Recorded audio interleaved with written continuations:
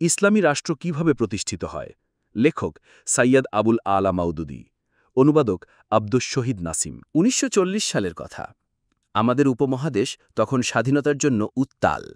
স্বাধীনতা দাবিদাররা আবার দুই ভাগে বিভক্ত। মুসলিমরা আলাদাভাবে স্বাধীনতা চায়, তারা পাকিস্তান নামে আলাদা রাষ্ট্র করতে চায়। এই দাবির পক্ষে রাজনৈতিক শক্তির নাম মুসলিম লীগ। অন্যদিকে হিন্দুরা এক ভারত চায়। এই দাবির পক্ষে রাজনৈতিক শক্তি হল কংগ্রেস। মুসলিমরা গত ৫০ বছরে কংগ্রেসের ভয়ঙ্কর বর্ণবাদী আচরণে নিশ্চিত হয়েছে ভারত ইংরেজদের থেকে স্বাধীন হয়ে কংগ্রেসের হাতে পড়লে পরিস্থিতি আরও ভয়ঙ্কর হবে। মুসলিমরা পাইকারিভাবে নিধনের শিকার হবে। ১৯৪০ সালে মাওলানা মাউদুদী রাষ্ট্রের বিষয়ে তার অবস্থান পরিষ্কার করেন।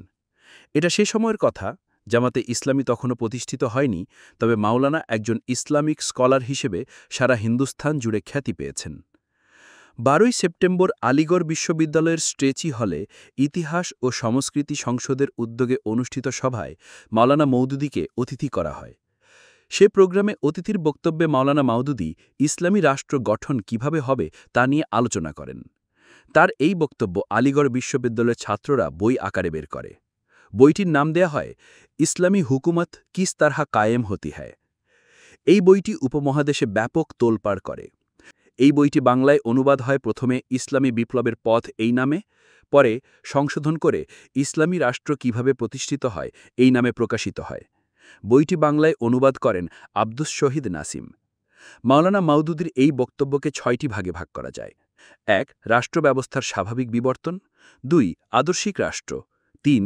আল্লাহর সার্বভৌমত্ব এবং মানুষের প্রতিনিধিত্ব ভিত্তিক রাষ্ট্র। ৪. ইসলামী বিপ্লবের পদ্ধতি। ৫. অবাস্তব ধারণা কল্পনা। ৬. ইসলামী আন্দোলনের সঠিক কর্মনীতি। মাওলানা তার কাঙ্ক্ষিত রাষ্ট্রের বৈশিষ্ট্য সম্পর্কে বলেন: ১. রাষ্ট্রের আদর্শ হবে ইসলাম। ২. সংকীর্ণ জাতীয়তাবাদ হতে সম্পূর্ণ মুক্ত। ৩. অন্যান্য রাষ্ট্রনীতি হতে সম্পূর্ণ পৃথক। ৪. জনগণের অধিকার সুদৃঢ়ভাবে প্রতিষ্ঠিত করা। ৫. যোগ্যতার বলে যে কেউ শাসক হতে পারে। ৬. উন্নয়নের প্রচেষ্টা অব্যাহত থাকবে। ৭. সার্বভৌমত্ব হবে আল্লাহর, প্রতিনিধিত্ব হবে জনগণের। এটি একটি দারুণ বই। ইসলামী রাষ্ট্র যারা প্রতিষ্ঠা করতে চান তাদের জন্য এটা টেক্সট বুক।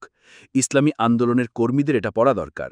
যারা এখনও পড়েননি তারা অবশ্যই পড়বেন। আপনার চিন্তা পরিশুদ্ধ হবে।